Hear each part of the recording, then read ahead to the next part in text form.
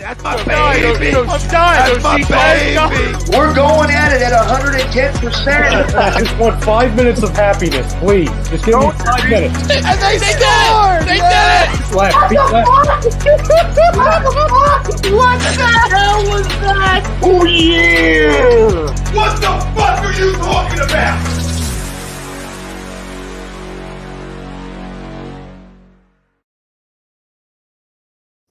What is going on, you guys? It's your boy Joe Castro, aka Philly Fresco. And today I am not joined by my guy Brandon. Today we are joined by my brother Hunter from the Philly Insider Podcast. What's going on, brother? Hey, appreciate you having me on. Want to thank A2D for having me on too. Appreciate you guys, and hey, I'm excited to talk some birds today. Yeah, so today we're gonna basically go over the whole offensive side of the depth chart. We're gonna go, player by player, position by position, and we're gonna try and figure out how we would go into the 2022 season, or 2021 season, I should say, with our depth chart. Now, before we do that, I do want to give a special thanks to Body Check Wellness, a line of products that promote wellness, balance, and recovery by using the full potential of hemp. They come in extracts, blends, and gummies and topicals. Use promo code A2D for 20% off of your order. Now, I think we'll just hop right into it, right? Let's just get right into it. The easiest way. We'll go from the easiest position because I think this is going to be not much of a conversation, but we'll start with quarterback. All right. So obviously we have Jamie Newman now. We got Jalen Hurts. We got Joe Flacco. So it's pretty obvious Joe Flacco is going to be that starter, right? No. So I mean, we're looking at Jalen Hurts, but I guess the real question becomes is like, how many do you think will actually carry? Do you think we'll go with 2? Do you think we'll go with 3? I think we're going to stick with 3. Obviously, Jalen's going to be the starter, like you said. Sorry, Joe Flacco, my bad. No, I'm just kidding. But obviously Jalen's going to be the starter. They're giving him the year at least. Flacco didn't come here to compete or to be the backup, but he's going to be the backup, and he's going to be that mentor that Hurts needs, obviously. So I think those 2 are obviously locks. Third spot, I guess it just depends on how they want to configure the rest of the roster, and they'll make a decision. Is it worth keeping Jamie Newman? Is it not worth it? I think at the end of the day, I think they're going to decide it's worth it because I think he should have been like a 4th, 5th round pick, in my opinion. I was shocked he fell to undrafted free agency. He's got the arm talent. He's got the build you need. He's just got to get better at the decision-making, which is what you have in a third-string quarterback, a developmental guy who you got to get better in some of those areas in terms of progressions and all that, mechanics a little bit too. So I think he's a guy you definitely want to keep around. Maybe they'll probably have him inactive on most game days, I would guess. But worst comes to worst, you keep on the practice squad. I think he's a little better than the practice squad guy, so I'd keep him around as a third string. How about you? Yeah, Joe? And the practice squad scares me in the sense that like you said, you can lose him. It's not a guarantee that he's going to be on that practice squad. Now we can do something like we did with Paul Turner, give him a expensive ass, contract for a practice squad player. I think he was making like $1 million on the practice squad one year for some reason. Never saw the field, but hey, God bless him. He made that back. But we could do something like that with him. But like you said, it's not a guarantee that he'll stick to that practice squad. So I do think that we would probably go with 3 quarterbacks just in case. And I do feel like if something, God forbid, is to happen to Jalen Hurts, Jamie Newman's game play and game style probably fits more of what you'll be doing anyways with a Jalen Hurts. So it might make more sense in that aspect. So I think that's pretty easy. I think we will say, I mean, maybe it's not that easy. Do you think that, Jamie Newman has a chance of beating out Joe Flacco and just becoming the backup? Do you think that's possible this year?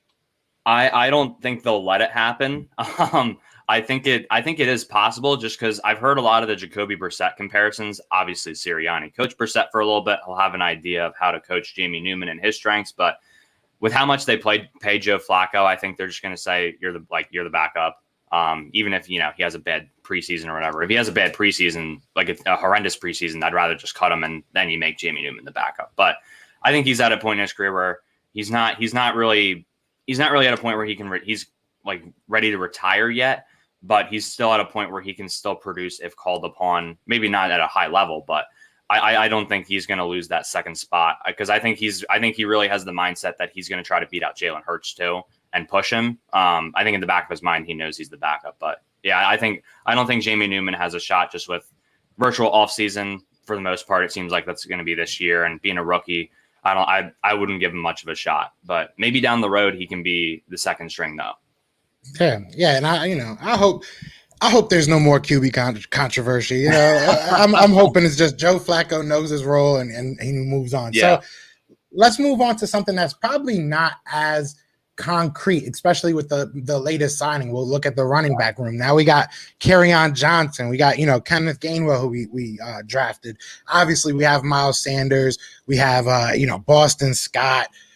I think Corey Clement is still signed. Like we have a lot of running backs. So we went from a quarterback factory to a running back factory. So who do you think on this? How do you think this is going to shake up at the end of the day?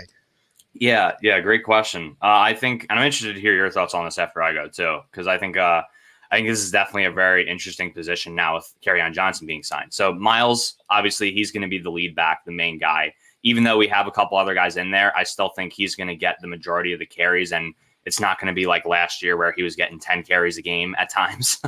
Let's hope not. But I think he's going to take another big jump in year 3, and I feel like there were some areas he kind of declined in year 2, but overall he was still so amazing. I mean, if that's him declining a little bit in some areas, my gosh, he's a phenomenal running back. So I think he's the guy. Kenneth Gainwell, the more I watch on him, the more I just fall in love with him. And I was a big fan of him before the draft too, just because he had the Memphis running back tag. I mean, obviously, if you got Tony Pollard, Antonio Gibson, and Darrell Henderson, like they've been churning out running backs. This is a guy who can do everything you need him to do. He's kind of like Nyheim Hines. I think that Sirianni is going to use him that way, and that he can be used on screen passes, jet sweeps. He's a good runner. He's a good pass protector too if you need him in there. I think he's going to be the second back for sure. I'm really confident in that. Kerryon, I think he's going to kind of fill the Corey Clement role, like getting some carries here and there, but also being a world better at pass protection than Corey Clement was. My gosh, Corey Clement was embarrassing in pass protection last year. So I think Kerryon's going to kind of fill that role. After that, I think they'll probably keep 1 to maybe 2 more. That's a little bit much, but it will probably come down to Boston Scott and Jason Huntley. And Huntley's the younger guy. Scott is more experienced for sure. I'd probably rather give Huntley a shot just because we don't really know much about him. We don't know what he is yet versus Boston Scott. We do kind of know what he is. At the same time, you can make the case, well, we know what Boston Scott is. Let's play it safe. Let's keep him in here because we know we have a solid backup in case anyone goes down. So that's kind of where I'm at with the running back position. I'm feeling really good about it with the Kerryon Johnson signing. I think he's going to get more carries than Clement did last year, just because I think they're going to kind of go hot hand. But I also want to ask, before you go, I want to ask you this too. I saw someone tweet out, this is better than the 2017 running back room with LeGarrette, Ajayi, and Clement. I don't know about that. I think that's a little bit of a stretch when we haven't seen them all play together yet, and Kenneth Gainwell hasn't played a snap. But hey, Corey Clement hadn't played a snap either, and I don't know, LeGarrette was kind of on the tail end of his career. So we'll see. I want to hear your thoughts on that too. I feel like, all right, if health is everything, and I hate to keep on, nailing that, keep True. beating that dead horse, but I feel like we put ourselves in that position every time we sign somebody. So yeah, excuse me. So, I think that if my man's Kerryon Johnson, if Kerryon Johnson can stay healthy, that would be it'll be very interesting. Like it could be a very good running back room because he, in my opinion, could be a number one guy. He's just kind of been hampered by injury. So, and that boy can hit a boom. Like I feel like at worst, like the floor for somebody like Kerryon Johnson in our offense can probably be somebody like a Corey Clement. Like at worst, I feel like he's going to be bumping up the middle and knocking people over and catching passes out the backfield. Yeah. Like that's probably the at worst that we can get out of him. So can it be compared to that? Possibly, if we're gonna run them like that, you know what I'm saying? We ran a lot that year as well. So if we're gonna use them in the right way, then definitely I could see that comparison. And arguably you could say that you have a better coach now. I know a lot of people, hindsight is 2020. So I mean, we don't have Doug Peterson anymore. So it is what it is. But I want to see them play. See, I like Kenneth Gainwell. I think he might make I think he'll be the third guy. Like, I think he could be that third guy, but I think he'll be a very situational guy, in my opinion, at least this first year. I think he would be a beast on kind of like the Boston Scott role. You know what I'm saying? Kind of like what Boston Scott, was known for doing with those little quick screens and stuff like that. So I would love to see that. Do I think that I don't know if he can be a number 2 just yet. I think this year is going to be a lot of learning for a lot of these young guys. So, and Jordan Howard's a sneaky guy too. I completely forgot he's still on the roster. Wow. We have so many running backs. Like at the very least, I'm happy that it's going to be a lot of competition. But I believe that I said before that I had my 3 as obviously Miles Sanders. And then I did have Kenny Gainwell, and I did have what's it called? Who did I have third? Kerryon Johnson. I don't know why I keep on forgetting Kerryon Johnson's name. He's new. I still got to get used to it. But so so I have third Kerryon Johnson. Probably not in that order. Probably Kerryon more of a number 2, but that's if he stays healthy.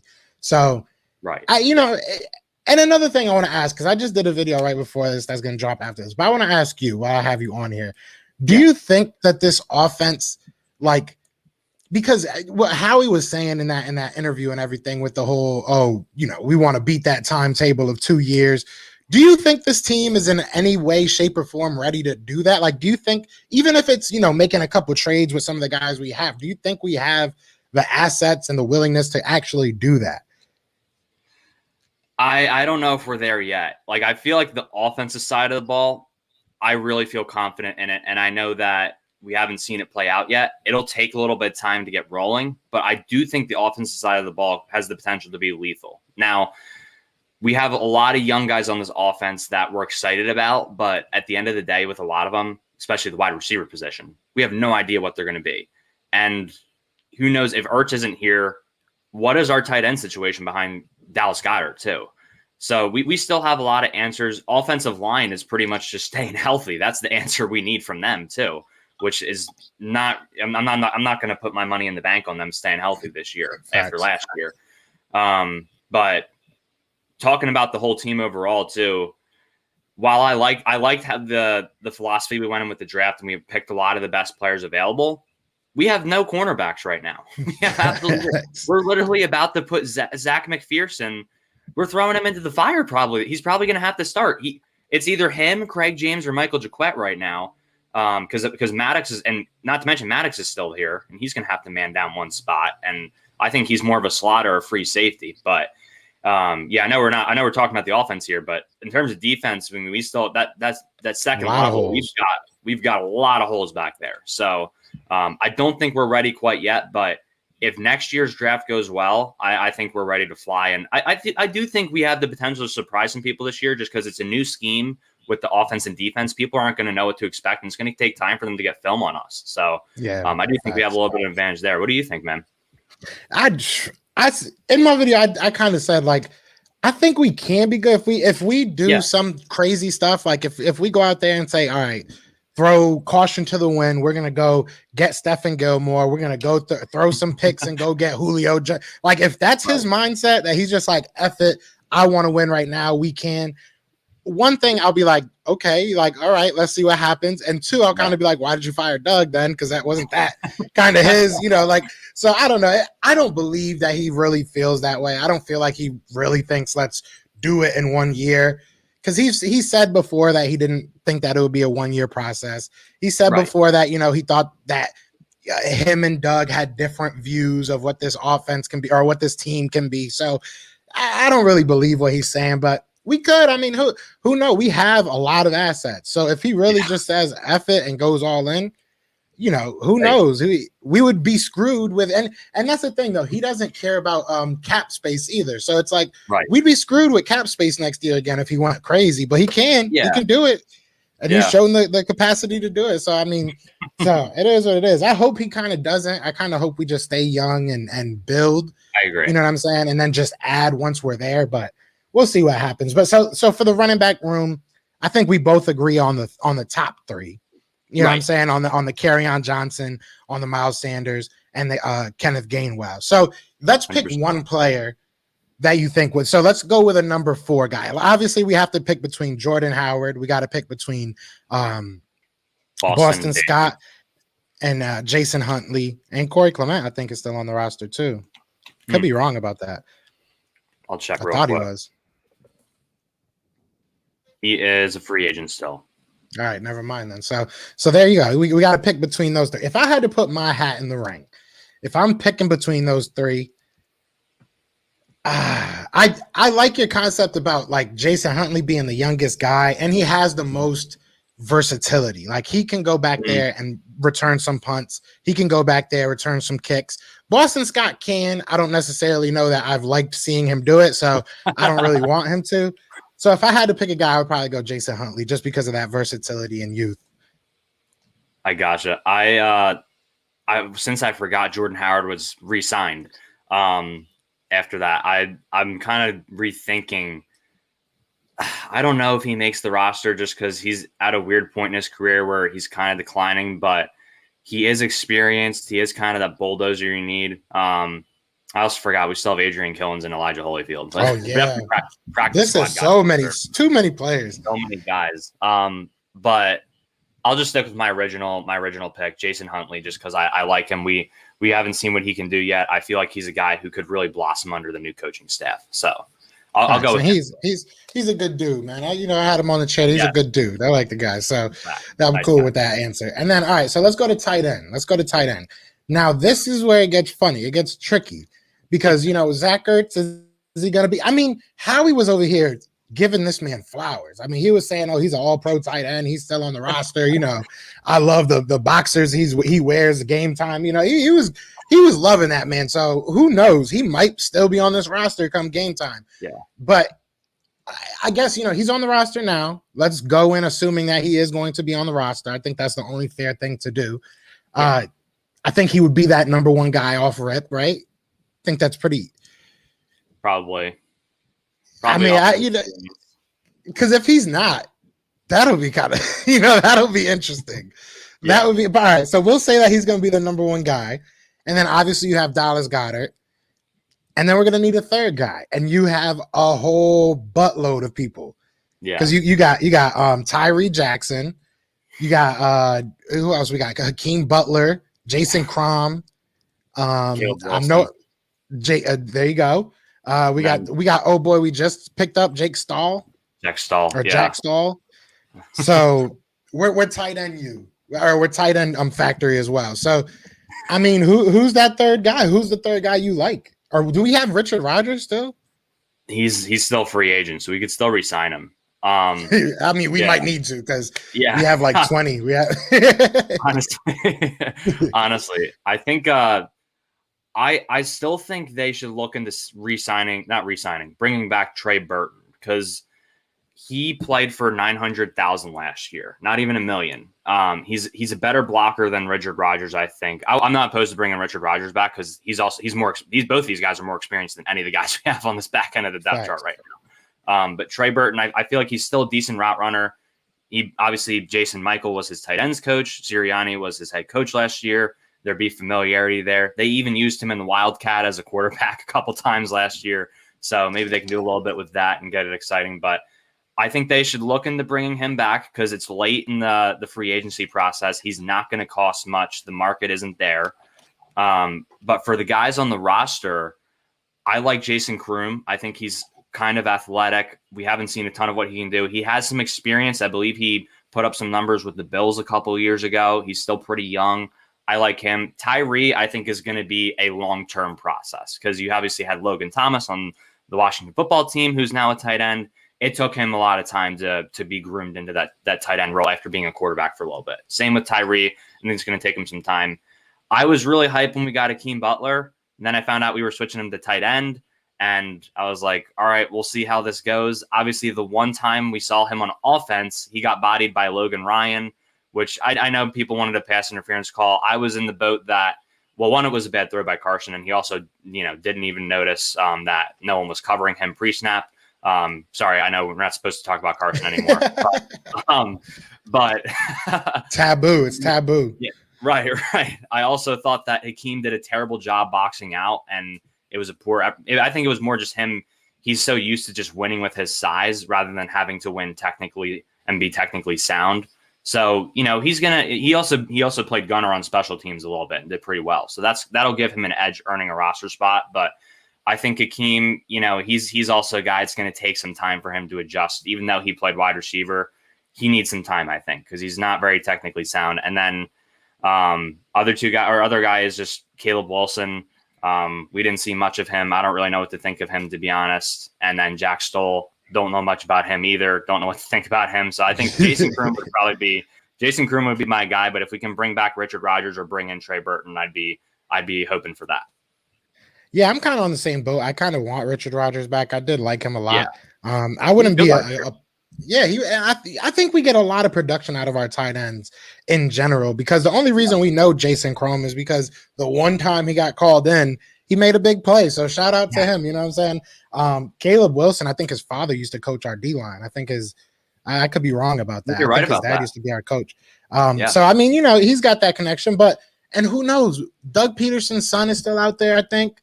You know what I'm saying? We could go grab him now. But in all seriousness, I do agree with you that we could potentially go grab somebody like Richard Rodgers or Trey Burton. I never really thought of it like that. That was a good point.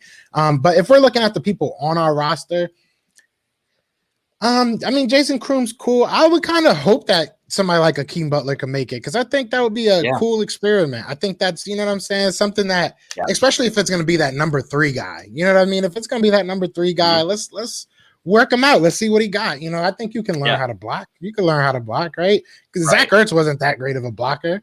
Zach Ertz still ain't that great of a blocker. So, I mean, so that's all right. So we'll go with I want to. Oh, my bad. I was just going to ask you too. You can answer for your third tight end first, but I also want to ask you, with Justin Peele gone, how much of an impact do you think that's going to have on the development of those young guys? That's a good point. That's a very good point. Who is our new coach anyways? Who is our new Jason Michael from the Colts? Damn, we really are the Colts. Yeah. Hey, I don't know what their tight ends. Well, didn't they got good production out of Eric Ebron, didn't they? Didn't they kind of resurge? Jack Doyle and Mo Alley Cox. Burton was there last year too. So they've had some good tight ends. Hey, hopefully he can get the same out of it. Maybe Hakeem Butler's right up his alley. Mo Alley Cox is kind of he's kind of that athletic guy. I believe Hakeem was a former basketball guy too, or at least he looks like one. So, and Mo Alley was a former basketball guy. So, yeah. So, I mean, maybe that's right up his alley. I like these coaches. I really feel like this is, if anything, these are developmental guys. Like, you know what I'm saying? I'm more nervous about their X's and O's. Like, I'm more nervous about them game time, you know what I'm saying, than I necessarily am, in the practice field or in the film room. I think they're just competitive guys. I think that I like the energy, you know what I'm saying? Like, it's everything's a competition. Like, I feel like they're the type of guys that would like look at you and just be like, I'll race you to the door. Like, you know what I'm saying? Like, they're those type of guys. Like, everything's got to be a competition. So I like it, man. And especially with younger guys, like, I think that's something that's so slept on. You have such a difference, you know what I'm saying, when you have somebody that you can connect to. You know what I mean? Because even Doug Peterson, I think that's why people connected to him so easily, because he was a former player. He wasn't, very, very old, and he was able to connect to players on a like, hey, I did this, it might have been 20 years ago, but I did this not too long ago. So I think that'll help us. I hope that it helps us. Yeah. But as far as my third tight end, paper, scissors going. Exactly. As far as my third tight end, they might need to just do some rock, paper, scissors, to be honest. Yeah. But honestly, I'm just going to look for everybody that's in here. If you don't know Hunter Doyle, I basically just like use all his information on Draft Time because he was killing it. Had a lot of really good interviews. So I'm gonna ride that wave. I'm gonna ride your coattail on this one again and just take you for your word on Jason Kroom, because for me, honestly, it's a rock, paper, scissors shoot with me on this one. Like, it really is. It's like, it's, who do you want to develop? You know what I mean? So just to make it easy, I'll go with Jason Kroom too. So we'll go as our, we'll go with our 3 tight ends. Zach Ertz, and obviously this is if Zach Ertz is still here. Zach Ertz, Dallas Goedert, and then Jason Kroom. That was a little bit less painful than I thought it would be. Yeah. Now, should we go on to the offensive line or wide receivers? Because I feel like they both kind of have a lot of that. Yeah. We'll save wide receivers for last. Let's save wide receivers for last. Yeah. So, all right. So we'll do offensive line. We'll go kind of like player by player. We'll start with center, because I mean, that's pretty easy, right? I mean, I think the real question is, do you Are you on the train of people that would rather sit our second round pick Landon Dickerson and let him learn behind the center, or are you on the train of people that would rather him find a starting spot on that line?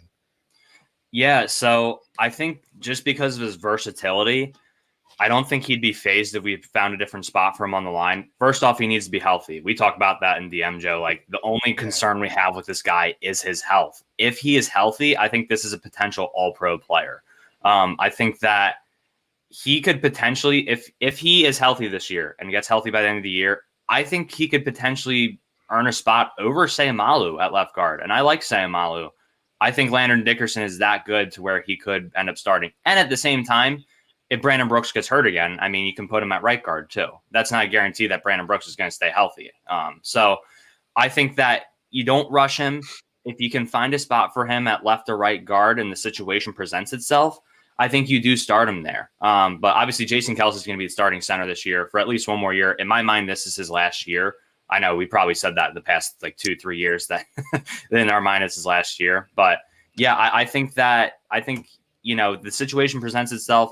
You give him his shot, but you know, not until he earns it and he's fully healthy. So you don't rush him. So that's my take on the whole thing. And we've still got my guy Luke Juriga at third string center. So after Kelce retires, we got Dickerson. If Dickerson's not very healthy, hey, I like Juriga. So I think he's a good backup.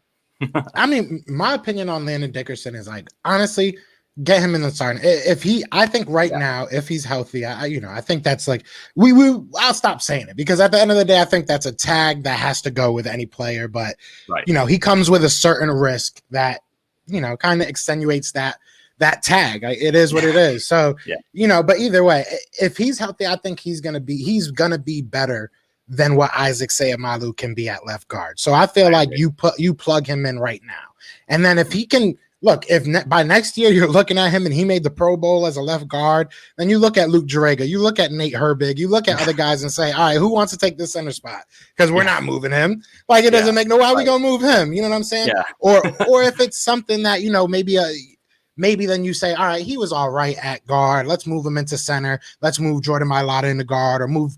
I hear a lot of people say Dillard. I don't know why. Do you think that he can move? I don't really.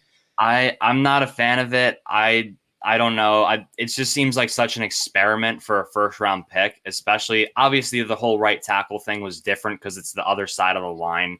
But I haven't heard about the versatility from him. I feel like that's just something the fan base is kind of, you know, drawn up a little bit.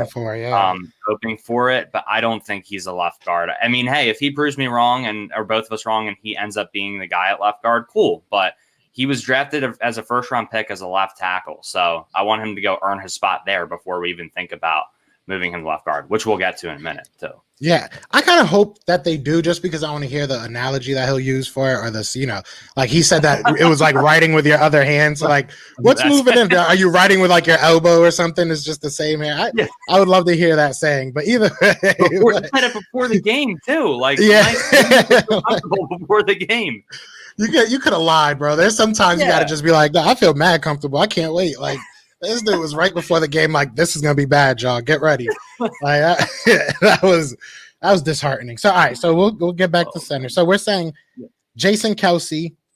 Yep. And I guess it's hard to assume that he would be that immediate backup. I guess we would have to assume that Landon Dickerson would be that immediate backup, right? I would agree. And then third, we're looking at Nate Herbig is probably going to stay on the guard position because we need the depth there. Yeah. So, you know, maybe your guy Luke Juriga stays at that third guy. So, I mean, I think that's pretty cut and dry. I think the real question there becomes if something does happen to Jason Kelce and, you know, my guy Landon Dickerson is at a different spot and he's doing well, you know, it kind of gets nerve-wracking to move him because I would hate to see you start moving pieces around. And I feel like it's easier to have a lesser talent play one position, even though the center position is very important. Don't get me wrong. But I feel like you can get away with having a lesser talent there if everybody else knows what the heck they're supposed to do. Once you start moving people around and, you know, they're all learning new positions, like, nah, man, just fix one position at a time and then we move on. So I think that's pretty easy. And then we'll go to the easier ones too. So right guard, Obviously, if Brandon Brooks is healthy, we're assuming that he would be that number one guy.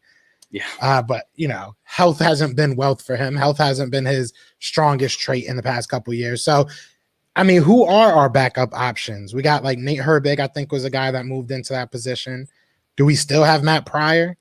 We do, unfortunately. So we got Matt Pryor. I'm trying to think who else we got that could probably move Sua Opeta, who was also a disaster last year. No Jamon Brown though. No Jamon Brown. There's not enough sleeves in the world that could get Jamon Brown on this team. I'm telling you. We also have Jack Driscoll. I know he was playing tackle a lot last year, but wasn't he a guard in college? They were saying he can play right guard for sure, and I think the Eagles have been working him out there in practice, from what I've heard. So that's another option. I love Jack Driscoll, to be honest. I love Jack Driscoll. He's been a very pleasant surprise. And same thing with Jordan Mailata. Jordan Mailata is another guy that can move to right guard. Like, I know this is kind of, getting ahead of ourselves, but like my dream, my like best case scenario with this offensive line is that Andre Dillard beats, all right, not just gets the job, beats out Jordan Mailata for that left tackle spot. And the reason why I want that to happen is not because I think Jordan Mailata is not good or he can't be the future. I think he's so versatile. He can be that big V type guy. You know what I'm saying? That can just move anywhere at any given time and be that swing. Last year. Bro, and he played a little bit of guard. He did a little bit of everything. Like he did his thing, and he doesn't like cry about it, bro. Like that's what I love. He just goes out there and he does it, and he's athletic. He's very athletic. So, sure, who knows? He might go to center. But either way, so for the right guard position, we'll assume that Brandon Brooks obviously stays healthy, so he's that number one guy. Who do you got at number 2 and 3? I think Herbig has got to be my number 2. He's not very good in the run game just because he's not as athletic as a Landon Dickerson or someone else. But he was so good in pass protection last year once he got comfortable. He was another pleasant surprise, and I feel comfortable with him starting if Brandon Brooks goes down again. So I think he's my guy at right guard. I think Herbig can kind of be that swing guard because he played well at both left and right guard last year. So I think he's kind of that guy who someone goes down, you can put him where you need him to put on the interior, right? After that, I would say, I believe we got that guy Ross Pierschbacher who used to play at Alabama with Hurts. I don't know what he's going to do either, so I don't want to assume anything on him. And I believe we got an undrafted free agent from Buffalo. I'm not even trying to say his name. I don't even know, but I've heard good things about him. So maybe one of them steals a spot. But just going off of who's the familiar name and who's probably the popular pick here, I'd unfortunately have to go with Matt Pryor, which kills me to say just because I cannot stand him. I think he was awful last year. Just go back and rewatch the games, and you're like, what is he doing on this play? Like, it was one of those years for him last year, which is crazy because in that wild card game against Seattle, I thought he played pretty well for not having started a game before. And then, true colors showed. Yeah, that's what I was gonna say. He definitely fooled us because, like, even when he came in this year, I was like, "Listen, I feel comfortable. He played well. Like, he's all right. He could be good." And then he came in and just was like, "Oh yeah, hold my beer. Watch this. Watch this." Right. I mean, but it was a poop show all around. It was just bad all around. So maybe he still has something in the tank. It was just a bad time for everybody. You know what I'm saying? What a time to be alive, I guess. So. Yeah, I could dig that. I could live with that. Now let's move to right tackle. We have obviously Lane. Actually, let's move back to right guard real quick. I want to ask you a question that pertains to actually both right guard and right tackle. We obviously, when healthy, have two very elite players at those positions. Yeah. Is there anybody on this roster that we're going to talk about, or that we have talked about, that make you feel comfortable and maybe moving on from one of those guys in a trade package, to shore up maybe a cornerback spot or something like that? Do you see maybe a immediate guy that can replace either Lane Johnson or Brandon Brooks? Yeah, obviously not at the same caliber. Like you said, they're two of the best in the league when healthy, but I do think that Driscoll could play either spot very well. We just talked about, Joe. I think Driscoll has been very impressive in his time here for a 4th-round pick. I think he's very much overperformed his draft stock, like 100%. I think he's a guy who, this is a guy who started week 1 after, being a 4th-round pick in probably the most virtual offseason we will ever have. This year is going to be virtual, but last year was the worst case scenario for the rookies to come in and try to perform. So I think Driscoll can definitely get the job done. Herbig, I think he's an above average starter, to be honest, if called upon. Again, I'm not a fan of him in the run game just because I don't think he can pull if needed, but I definitely think he's a guy who, if need be, he's going to get the job done. I really do believe that. I believe those two guys can be fine if we want to move on from one of them. I wouldn't be opposed to maybe drafting replacements for them just because I think you can upgrade from a Herbig. Driscoll, I would more so than Herbig. I'd like to see him get more of a shot just because I think there is something there. Not that I don't think there is with Herbig. I just think Driscoll's got a lot of potential. But what do you think? I mean, I do like both of them. And I asked that question for a reason because, I mean, next year it's a real possibility, to be honest. Like, I think especially if they're not healthy this year, it'll be very I don't even know what the word I'm looking for, but it would be smart for the Eagles to do that. It would be smart to move on from them at that point. So it'll be interesting to see if we're not a good team this year, if come, trade deadline, maybe they field a couple calls about these guys. You know what I'm saying? Like that'll be very interesting. Now, I'm not saying I agree with you 100% that it's not going to be at the level that they are. You know what I'm saying? And I think as fans, we have to understand that we might be able to go draft somebody next year and get that level of a guard or a tackle or whatever we end up moving on from. Sure. But I do feel comfortable with the guys we have. I think, and it's all about the guy that's coaching them. I think he's the best in the league. You know 100%. What I'm saying? And I think it's been that way possibly for like the past decade, to be honest. Like as long as he's been with the Eagles, I think he's been leading, you know what I'm saying, the NFL as far as his offensive line. Because even last year, I know it was a shit show and we were all, totally upset with how it looked. What he got out of the players was kind of impressive to have 14 different offensive lines and for everything to not just totally implode every game. You got my respect. And for us to actually see little hidden gems like Jack Driscoll, Nate Herbig, for us to be able to see that, hey, you got my respect forever. So I'm glad he's back. So we have to take advantage of that. So maybe it's, in our best interest to move a little bit quicker with some of these older guys. But, maybe that's probably a conversation for another pod. But so we'll go to right tackle now. Again, obviously, we're going to assume that Lane Johnson's going to be that guy if healthy. And I think you might have given away who you think number 2 might be, but who would your number 2 and 3 guys be? Yeah, so Driscoll's definitely going to be my number 2, just based off of what we saw last year. I was very impressed with him. I really like him a lot, and I think my number 3. I'm looking at the depth chart right now on a website just to keep in mind the guys. I don't want to put the Buffalo free agent or undrafted free agent in that position. I know he'll probably be the second string at left tackle, but I think that Mailata could be the third guy at the right tackle depth chart to be kind of that swing guy if needed. I would even give him a shot at beating out Driscoll if something happens to Lane Johnson, because he looked pretty well at right tackle last year. I believe he played right tackle against the Cowboys in Week 8, and he did it. He did a good job. He was impressive. And I'm definitely willing to move him onto that side. So if it was someone who doesn't have a spot somewhere else, I guess it would have to be maybe Brett Toth if we need a new face in there, just because he was a swing tackle last year. Didn't see much of him. We saw him a little bit, but really only in pass protection. But it should be noted that he played at Army, I believe. They ran only triple option, so there's very little pass protection snaps. So the fact that he came in and played in pass protection for like 17 snaps against the Ravens was, should be respected. But, he's obviously a big question mark. So I'd rather just keep Mailata over there, have him as a swing tackle type of guy. Yeah, I agree 100%. And I said it earlier, that would be like my dream scenario that we can just kind of use him and I would love for him to have a starting spot. Don't get me wrong. You know what I'm saying? But I think that his versatility is a weapon in the NFL and a big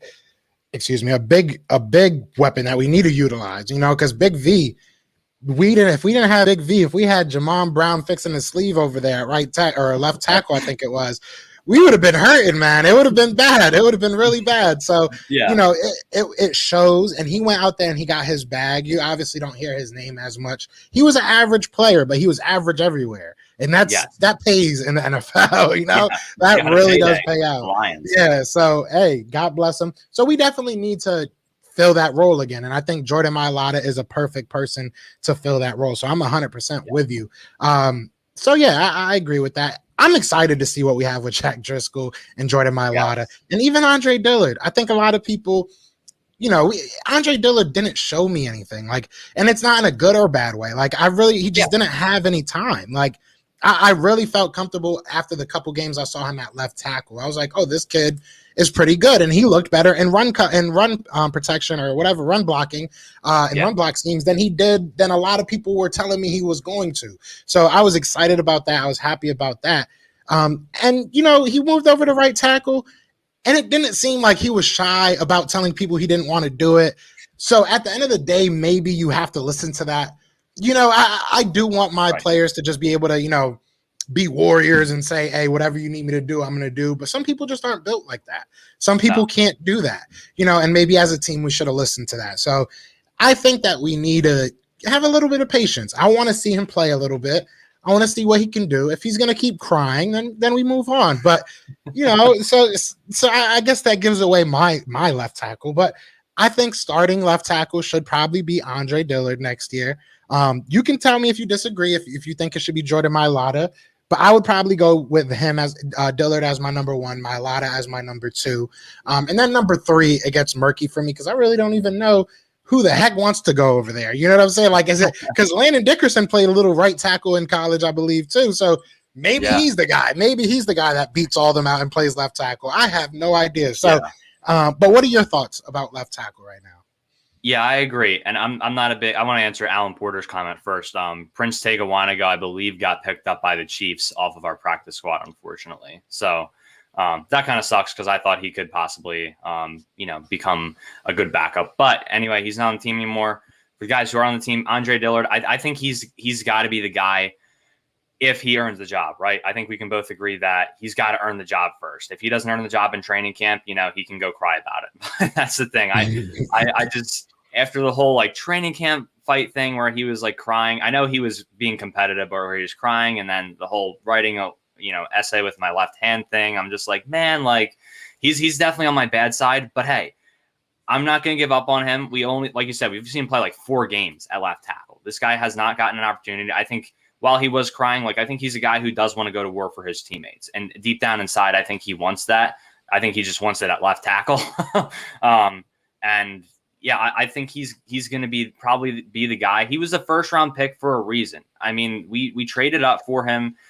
If obviously there are busts from time to time, but I think you did see even in those 4 games, while he didn't show a ton, there were times where he could probably get the job done. There are times he's got some room to grow, but he wasn't terrible. I mean, he started a few of those games, so I think you can see that. And at the worst, I think he's a very above-average backup. As much as I'm not a big fan of him, but I think he's going to be the starter. And hey, I'm hopeful for him. Let's see what he can do this year. I'm going to be rooting for him as hard as anyone. And then, hey, if Mailata beats him out, great for Mailata. Mailata is an absolute bulldozer. No one wants to get in front of that guy. If he gets, he's getting the fundamentals down. If he gets his hands on you, it's over. It is absolutely over. So props to Jeff Stoutland for developing that guy over the past 3 years, which seemed like an impossible project. But at the end of the day, that's what you do in the 7th round. You draft guys like that. So those 2 guys, and then after that, like you said, I don't know. Again, maybe a Brett Toth or something. I have no clue. So we're gonna keep throwing the Brett Toth.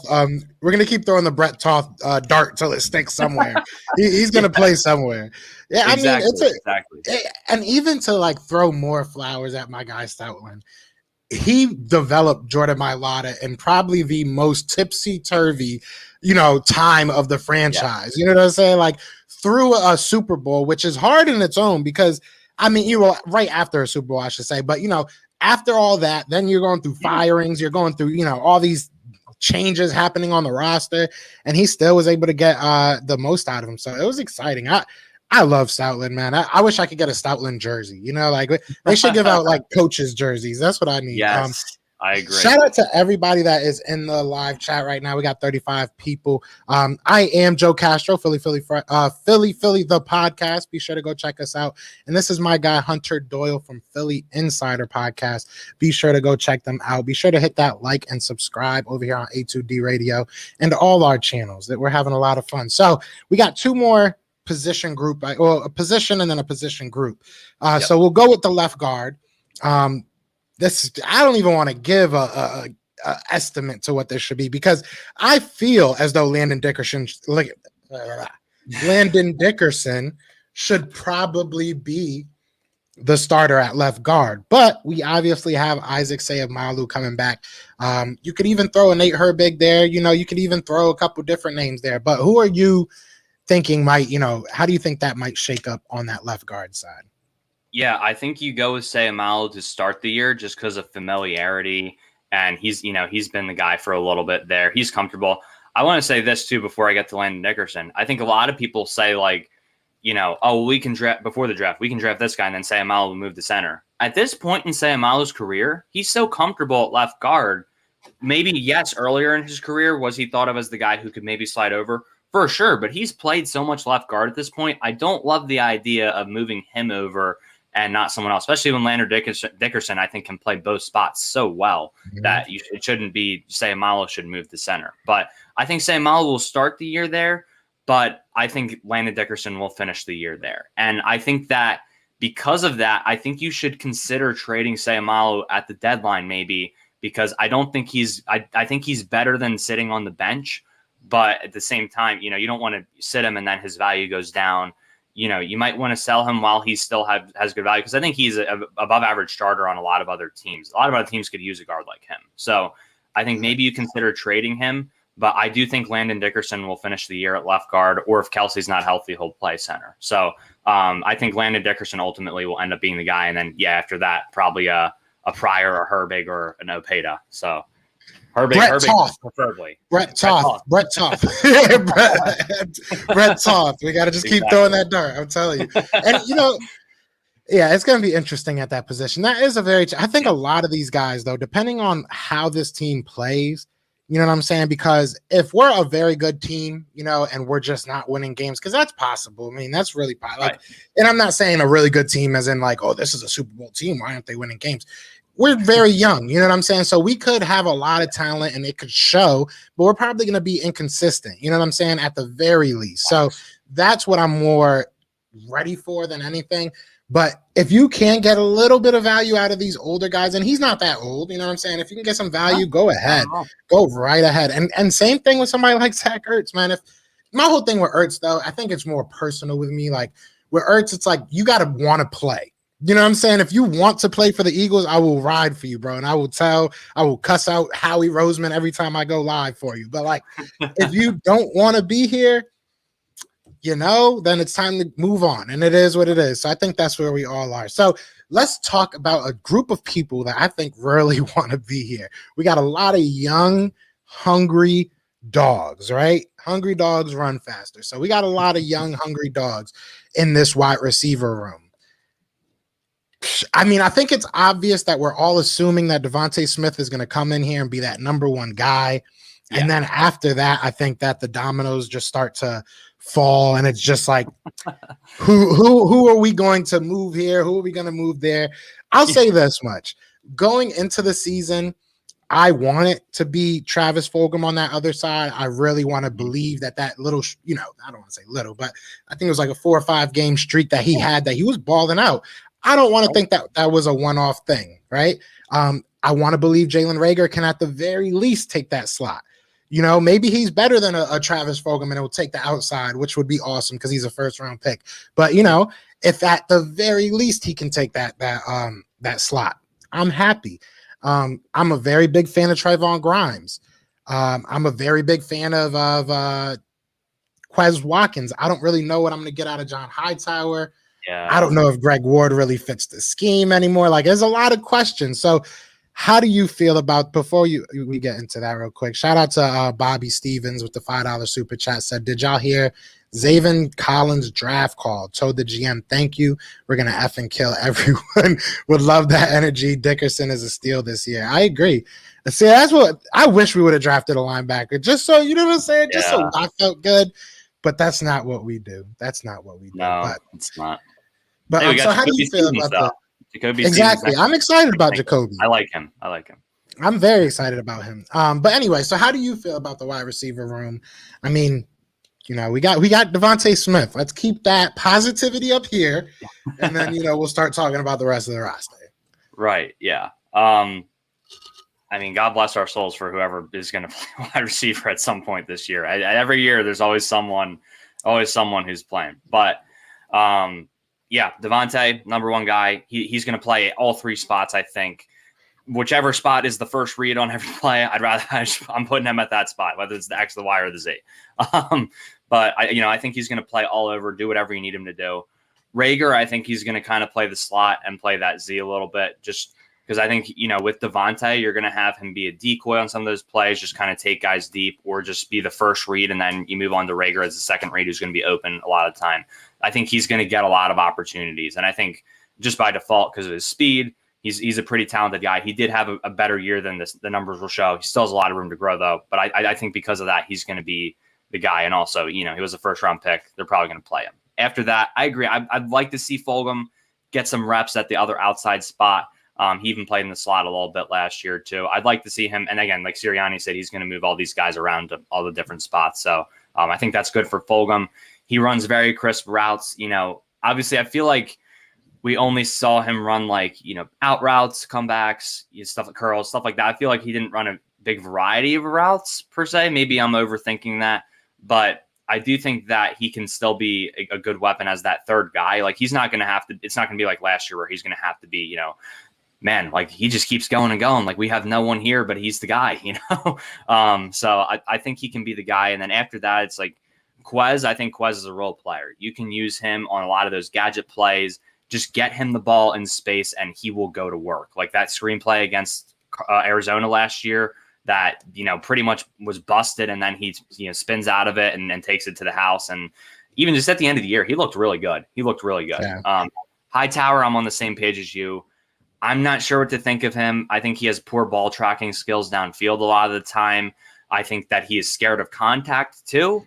At the same time, we've seen him run some pretty sharp slant routes, and then he's good deep. Maybe he's a guy who's just a role player on the back end of the depth chart, but I think he's really going to have to earn a spot. Hey, we still have J-Jaw. I mean, they're going to keep him around for another year.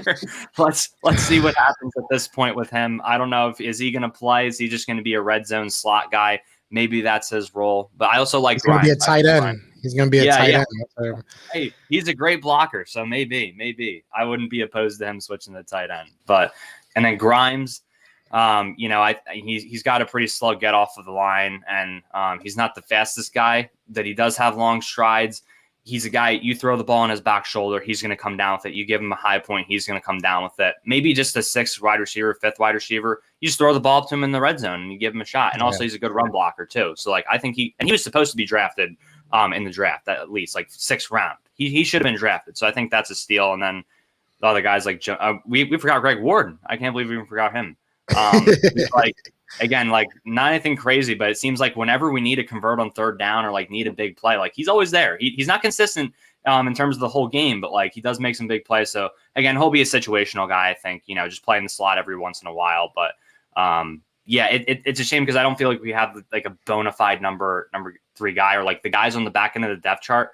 I feel like I said they're all role players. I don't trust them to be start. Maybe Ward, I'd be okay with him being a starter if need be, just because he's done it before. But outside of that, it's a lot of question marks there. Ward's going to have to be very precise this offseason. Every route he runs is going to have to look better than the last guy that ran it. Just because he's got everything going against him. He's probably the smallest. Yeah. He's probably the slowest. And I'm not saying this in he's way faster than, me or you or anything. But on our roster, we have a lot of young, very fast, breakout playmaker type guys. And he's not tall enough to fall into the slot that I think Trayvon Grimes and J-Jaw do, or even Travis Fulgham. You know what I'm saying? I think those 3 are your big body, like you said, high point, 50-50 type ball, type guys. So he doesn't fall into that, So it's what is Greg Ward? And I love Greg Ward. That's why it sucks, because it's I'm thinking of it logistically, realistically, and trying not to be a fan. You know what I mean? But it's like you said, man, he's been that Jason Avant type guy for us. Whenever we need a big third down or, a big conversion, he's been that guy. So it sucks to even think about it, but it's you got to, because he's not getting any younger. He's the veteran out there. He's definitely the veteran out there. So, if I went with 6, I've said before, I think I would go, I said the top three: Smith, Rager, and Fulgham. I think my next three would be Trayvon Grimes. I wouldn't say in this order, but Trayvon Grimes would be in there.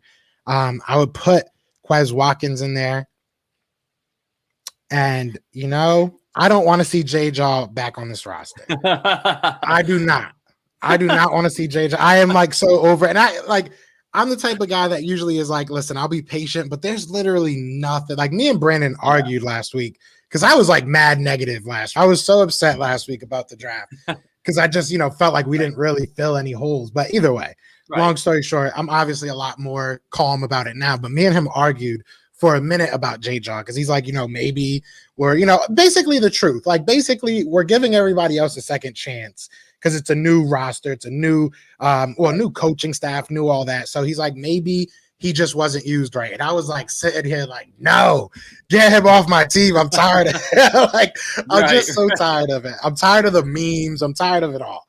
So I just can't have him on my team, man. So it really comes down to Ward and John Hightower. And it's like, and we have Khalil Tate too. Khalil Tate. Yeah. Forgot about him. It's like, I want to keep Ward because I think you do need that type of, veteran presence and vet type guy. And honestly, Hightower, you can probably stash him on the practice squad. I don't think people are going to be begging to get him on their roster. Yeah, I'm not worried about losing him. If someone else wants to take him, go for it, Yeah, have fun. Yeah. But I would probably go Ward. I think I said last time that I would go with Hightower, but I'm going to change it. I'm going to go with Ward. Because that's my guy. That's my guy. Yeah, they're saying Tate should be at QB too. That's what he put on his Instagram. He put on his Twitter that he's a wide receiver and QB. But, I mean, he's going to be at the bottom of the roster for both of them. So, good luck. I mean, I think Tyree Jackson. Yeah, I think Tyree Jackson has a better chance of switching back over to quarterback and getting play time before my guy Khalil Tate does. No offense to him, but that's just kind of how I am. Khalil was a former Heisman candidate, and then he just fell off a cliff as a quarterback. So his time as a quarterback is done, in my opinion. Yeah, I think he's done. And it's crazy because he reminds me, not skill-wise, but like his story kind of reminds. Do you remember Christian Hackenberg? Yes. Because I feel like, bro, Christian Hackenberg, I'm obviously a big Penn State fan. We've talked about this. Right. But, Christian Hackenberg came out at like 18 and was a dog. Like he was an animal.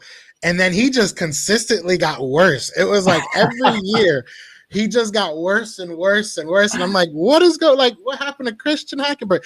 And then when he got drafted, I was like, maybe this is what he needed. Maybe because, I like James Franklin a little bit, but sometimes I question him, you know what I'm saying? So I was like, maybe this is what he needed, some NFL level coaching. And he is just bad, dude. I even picked him up on Madden. I don't know why I went on this rabbit hole of Christian Hackenberg and Khalil Tate, but either way.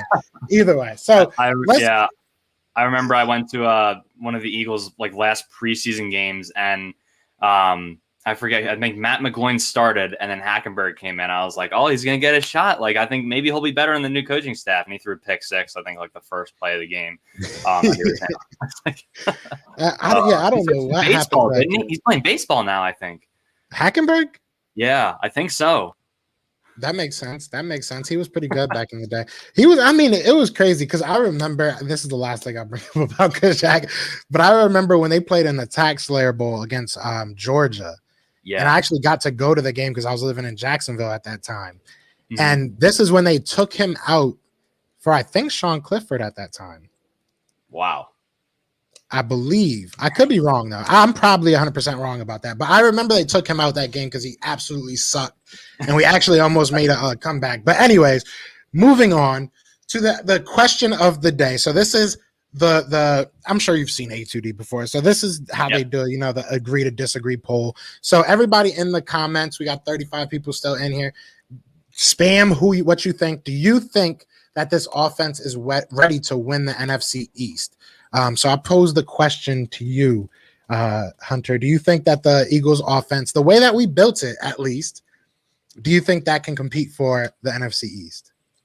So we're only talking about the offense. That makes it a little bit easier. The defense is a hard disagree, but hey, the offense, I I don't know if we're quite there yet. I'm going to have to disagree, but I also don't think we're too far off. I think we're just a couple pieces away. And hey, if we go to a more balanced, I don't want to say run heavy, but primarily rushing attack with the running backs we have right now and the offensive line hopefully being a little bit better this year, I definitely think they could make a run for the East. I mean, look, the East is not good. Like the Giants, I think the Giants defense is going to, they're definitely going to give us some fits for sure with our young receivers, with the corners they have. Dallas, I'm going to be honest. I was not impressed with their draft. They added, was Jabril Cox a steal? Absolutely. But they still barely address positional need. Kelvin Joseph was huge, but I still don't think they have anything there. I feel like that Osa guy from UCLA, or I think he was a big reach. And then who else? The football team is really good, but they have no offense either. So I think our offense kind of outpaces their offense because of their quarterback. I mean, if they had a quarterback, right, I'd feel better with them having De'Ami Brown and Terry McLaurin over there. But I do think they have the potential to win the NFC East if they live up to it, and with a new scheme and everything. Again, not a lot of film on these guys. Obviously you can look at Sirianni in Indianapolis, but you don't know what scheme he's going to run at the end of the day because he's been in multiple different coaching staffs. He's going to bring stuff over from when he was in San Diego, when he was in Kansas City. It's not just going to be exactly like Frank Reich or what Reich had with Peterson and all that. It's not going to be the same thing. There's going to be stuff incorporated from that, but we don't know exactly what he's going to be. I think that element of surprise and mystery gives us an advantage this year. So I think they have the potential, but I don't think they're ready to win it. What about you? What do you think? I'm kind of right there. I think it depends on a lot of things, as a lot of people are saying in the comments. I think it depends on a lot of things, right? It depends on our coaching, what Jalen Hurts does individually. But I do think that we have pieces, kind of like you said, that can make some teams, give some teams some trouble. And like you said, they don't have film on us. So this is going to all be new. Do I think we'll be great outside of the NFC East? Probably not. Maybe not. But do I think we can – I think we can get out of the NFC East 6-2 at one game. So exactly. So realistically, if we can win 6 games in the NFC East, or if we can win 5 games in the NFC East, I think we can win this division, to be real, because I don't think any other team is going to be that great outside of the division. I think, like you said, we all are kind of building our teams. One team's missing a quarterback. The Giants are just the Giants. I don't know. The Giants might be really good. They have that might factor. They find a way to disappoint, though. Exactly. That's the thing. They're just doing giant-like things. The Cowboys, who knows? Obviously, that offense is great. They took a lot of swings in the defensive side on this draft, so maybe they hit one out of the park. But they have a lot of question marks on that defense. And then and go ahead. Hey, I was just gonna say, hey, no team has repeated in the NFC East in however many years. So it's like Washington, you can take them out of the equation. Exactly, right? So we know one team at least. And who was the last team that did that? I cannot remember for the life of me. I think it was us. Oh yeah, hell yeah, that's crazy how that works. Yeah. So, but as far as the agree to disagree, I would probably have to. I would agree, okay, but there's a caveat. I would agree, but there's a caveat. I think they can. Do I think they will? That's a different one. We didn't ask that question, so that's true. That's a good point. So I think they can. I definitely think that they have the pieces, and like you said, it depends on the coaching and a lot of stuff going around. But I think our division is trash, and I'm not worried about Boss Man Fat. You know what I'm saying? I am not worried about that, man. He's just gonna make a diss track about Devontae Smith when he goes for 200 yards on him. I saw your clip the other day. I saw that was because I tagged him. Yeah. Yeah, let him know. Let him know if he wants to come through and battle. We could battle. I'll show him how to rap. Boss Man Fat. Who names themselves that? Don't get me started. That's gonna be a whole hour, but but either way, like I said, man, I am Joe Castro, aka Philly Fresco. Be sure to come over, check us out on Philly the podcast, and be sure to go check out my guy Hunter Doyle over at I was about to say something totally different at Philly Insider Podcast. He kicks that knowledge. It's a lot of fun. He's doing some great stuff. So Hunter, I appreciate you coming on here, just kicking it with me for a little, man. This was a lot of fun. Hey, I appreciate you having me. Appreciate all the guys at A2D having me. This was a blast. Thank you, bro. Yes, sir. So we'll do this again. Like I said, come on over to Philly the podcast. We'll probably be going live in a little bit. But other than that, y'all know what it is, man. It is Fly Eagles Fly, and we are out here. Peace.